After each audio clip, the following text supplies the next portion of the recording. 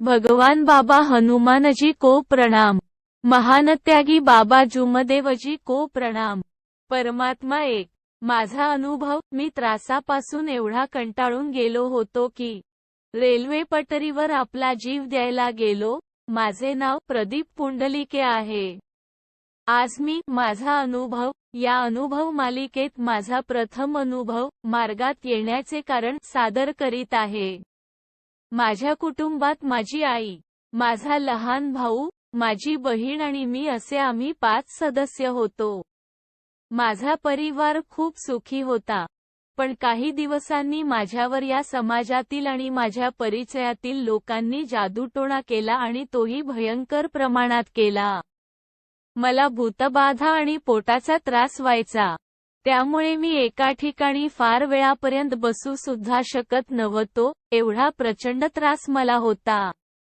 त्रास असा असह्य होता की मला सहन करण्याची शक्ती सुद्धा नव्हती। मी त्रासापासून एवढा कंटाळून गेलो होतो की रेल्वे पटरीवर आपला जीव द्यायला गेलो, पण माझ्या घरच्या लोकांनी मला वाचविले। माझ्याबरोबर माझ्या घरची मंडळी सुद्धा फार त्रस्त झालेली होती। खूप डॉक्टर, जाणते आणि वैद्य होऊन गेले तरी मला आराम मिळत नव्हता। 2 ते 3 वर्षे मला या भयंकर त्रासात काढावे लागले होते। जाणत्यांनी मला एवढी प्रचंड भूतबाधा लावली होती की माझा उपचार करणारे जाणते सुद्धा उठून पळत होते। माझ्या अंगातील भूतबाधा त्यांना काढता आली नाही। मला वाटत होते की काळ्या विद्यानेच काळी विद्या काढता येईल, म्हणून मी काळी विद्या जाणणाऱ्या लोकांकडे सुद्धा गेलो, पण तिथेही फायदा होत नव्हता। कारण माझ्यावर ज्या जाणत्याने जादू केली होती ती 250 किलोमीटरपर्यंत बांधली होती। मला जळणारी बाई लावली होती। ती मला स्वप्नात फार त्रास द्यायची आणि माझ्या सोबत स्वप्नात सहवास करायची। त्यामुळे मी फार मानसिकपणे व्यथित झालो होतो, कमजोर झालो होतो। त्या बाईपासून मला खूपच त्रास होता। त्यामुळे मी आपली जीवनलीला संपविण्याचा प्रयत्न करीत होतो। मी एकदा आपला जीव देण्यासाठी विहिरीत उडी मारायला गेलो होतो, पण त्यावेळेस सुद्धा माझ्या घरच्या लोकांनी मला वाचविले। परिसरात राहणाऱ्या कोणताही आणि किती जादू जाणणारा असेल, तो माझ्या अंगातील भूतबाधा दूर करू शकला नाही। याउलट तो आपली जीव वाचवून पळून गेला। मी त्या लोकांसमोर याचना करायचो की तुम्ही जर असे कराल तर माझ्या जीवनाचे काय होणार। त्यावेळी ते मला उत्तर द्यायचे की ही जादू मोठ्या प्रमाणात तुला लावली आहे आणि 250 किलोमीटरमधील कोणीही हे दुःख दूर करू शकत नाही। हे आमच्या शक्तीच्या बाहेरचे आहे। जर आम्ही तुझे दुःख करण्याचे मागे लागू तर आम्हाला आमचे प्राण गमवावे लागेल, असे म्हणून ते पळून जात होते। मी तर जीवन जगणे सोडून दिले होते, कारण चारही बाजूने मला अंधकार दिसत होता। डॉक्टर आणि वैद्यांनी नकार दिला होता। जीवन जगण्याची आता आवडच नव्हती। माझे जीवन अंधकारमय झाले होते। अशा परिस्थितीत माझ्या परिचयातील व्यक्ती माझ्या घरी मला भेटायला आले होते। त्यांनी माझे दुःख पाहून मला विचारले की तुम्ही सर्व उपचार केले, पण तुम्हाला आराम लागला नाही। ते व्यक्ती सेवकच होते। त्यांनी मला परमात्मा एक मार्गाबद्दल छान मार्गदर्शन केले। या मार्गातील अनुभव सांगून मला या मार्गाकडे यावे म्हणून माझे आत्मबल वाढावे याचे त्यांनी फार प्रयत्न केले, पण माझा विश्वास या मार्गावर बसत नव्हता। कारण मी याआधी खूप मोठे डॉक्टर आणि खूप मोठे वैद्य करून पाहिले, पण आराम होत नव्हता आणि या एक अगरबत्तीचा मार्गाने काय आराम लागणार, याबद्दल माझ्या मनात शंका निर्माण झाली। हे साहजिकच होते, कारण परमात्मा एक मार्ग हा दिसायला साधा आणि सरळ आहे, पण या मार्गाची महिमा ही अपरंपार आहे हे आपले सेवकच जाणू शकतात। भुकेलेल्याला मोहे गोड या म्हणीप्रमाणे मी सुद्धा एक शेवटचा उपाय म्हणून या मार्गात प्रवेश करण्याचा निर्धार केला आणि त्या सेवकाबरोबर दिघोरी परिसरातील ज्येष्ठ मार्गदर्शक श्री रमेशजी मने काकाजी यांच्याकडे गेलो। मने काकाजी यांनी सुद्धा परमात्मा एक मार्गाबद्दल छान मार्गदर्शन केले आणि तुम्हाला जुनी पूजा व इतर देवीदेवतांचे विसर्जन करावे लागणार. जुने विचार यांचा त्याग करावा लागणार असे सांगितले. आम्ही त्यांच्या सांगितल्याप्रमाणे कार्य केले आणि काकाजी यांनी आम्हाला 7 दिवसाचे कार्य दिले. त्यांनी आम्हाला सांगितले की तुम्हाला एकच परमेश्वर मनात ठेवून तत्व, शब्द आणि नियमांचे पालन करून कार्य करायचे आहे. मला या कार्यात फारसा आराम झाला नाही. उलट माझा त्रास अजून जास्त वाढला. मला असे का होत आहे याची जाणीव नव्हती. नंतर काकाजीकडे गेलो व त्यांनी 11 दिवसाचे कार्य दिले. पण पाहिजे तेवढ्या प्रमाणात अजून सुद्धा आराम झाला नाही.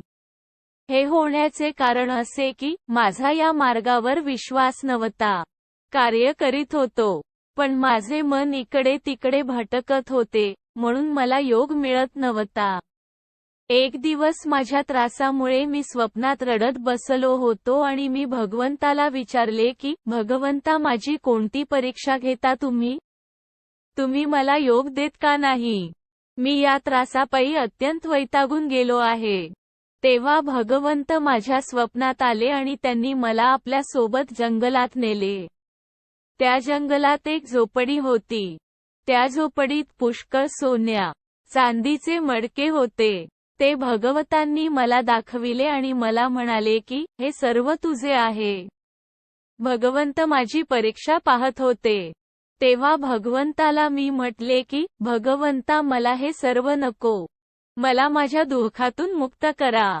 तेव्हा त्या पांढऱ्या शुभ्र कपडे घालणाऱ्या व्यक्तीने ठीक आहे म्हटले आणि मला तेव्हापासून बरं वाटायला सुरुवात झाली. भगवंतांनी माझी परीक्षा घेतली. खरं पाहता माझा मार्गावर विश्वास नव्हता, म्हणून मला योगही मिळत नव्हता. पण पहिल्यापेक्षा थोडा बरा होता. काकाजीकडे पुन्हा गेलो आणि त्यांना सांगितले की काकाजी, मला पाहिजे तेवढा आराम झाला नाही. मला पूर्ण आराम झाला नाही. माझा त्रास पूर्णपणे गेला नाही. काकाजींनी पुन्हा मला छान मार्गदर्शन केले आणि म्हणाले की भगवंतावर पूर्णपणे विश्वास ठेव. जोपर्यंत भगवंतावर विश्वास ठेवणार नाही, आपले आत्मबल वाढवणार नाही, एका भगवंताच्या चर्चा बैठकीत जाणार नाही, तोपर्यंत तुला आराम लागणार नाही. कारण आपला मार्ग हा विश्वासावर टिकला आहे. अशा प्रकारे काकाजींनी मार्गदर्शन केले आणि मी पुन्हा आपल्या कार्याला लागलो. काकाजींनी सांगितल्याप्रमाणे कार्य करू लागलो. मला चालता सुद्धा येत नव्हते, तरी माझ्या भावाच्या मदतीने मी दिघोरी परिसरातील सेवक श्री भगवानजी भोले यांच्या निवासस्थानी चर्चा बैठकीसाठी गेलो. त्या बैठकीत या मार्गाचे बरेच प्रेरणास्रोत अनुभव मिळाले. त्यात श्री भगवानजी भोले काकाजी यांचा अनुभव ऐकून मला फारच प्रेरणा मिळाली. कारण त्यांचे दुःख माझ्या दुःखापेक्षा मला जास्त वाटले. कारण त्यांच्या घराजवळील जादूटोणा करणारी बाई हिने त्यांना संडास, उलटी आणि पोटाचा त्रास लावला होता. रात्री बेरात्री त्यांना खूपच त्रास सहन करावा लागत होता. त्यांनी जीवनाची आशाच सोडली होती. त्यांचा अनुभव ऐकून मला धीर मिळाला आणि या मार्गात मला पूर्ण आराम मिळेल अशी आशेची किरण दिसू लागली. काही दिवसांनी मला या मार्गात पूर्ण समाधान मिळाले. जे दुःख विविध जाणते, तांत्रिक, मांत्रिक, साधू, संन्याशी यांनी दूर झाले नाही, ते या मार्गात आल्यावर दूर झाले. माझे दुःख अफाट होते. माझ्या जवळ राहून माझे दुःख कुणीच दूर करू शकत नव्हते. कारण जाणत्याने 250 किलोमीटरची मर्यादा बांधली होती. त्यामुळे विविध जाणते माझ्यावरील दुःख दूर करायला आले, पण त्यांना त्यांच्या जीवाची चिंता वाटू लागली आणि त्यांनी पळ काढला. कारण त्यांच्या आवाक्याच्या बाहेरील माझे दुःख होते. पण परमात्मा एक मार्गात आल्यावर आशेची किरण दिसली आणि मी या मार्गात आल्यावर पूर्णतः सुखी आणि समाधानी झालो. परमात्मा एक मार्ग जर नसता तर मी सुद्धा या जगात आज नसतो. लिहिण्यात काही चूक भूल झाली असेल तर भगवान बाबा हनुमानजी व महानत्यागी बाबा जुमदेवजी यांना क्षमा मागतो। नमस्कार। नाव प्रदीप पुंडलिके। पत्ता शांतीनगर नागपूर। मार्गदर्शक रमेशजी मने, दिघोरी नागपूर। परमपूज्य परमात्मा एक सेवक मंडळ नागपूर। सर्वांना माझा नमस्कार।